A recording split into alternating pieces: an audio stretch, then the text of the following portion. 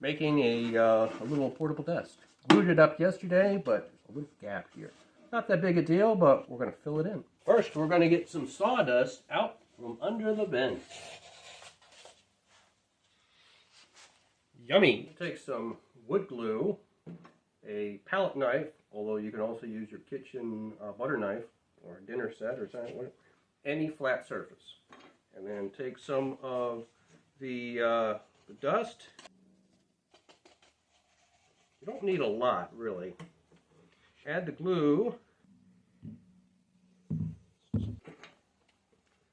Mix that up.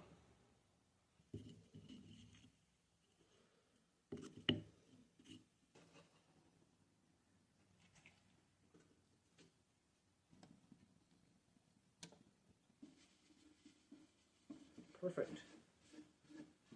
That's it.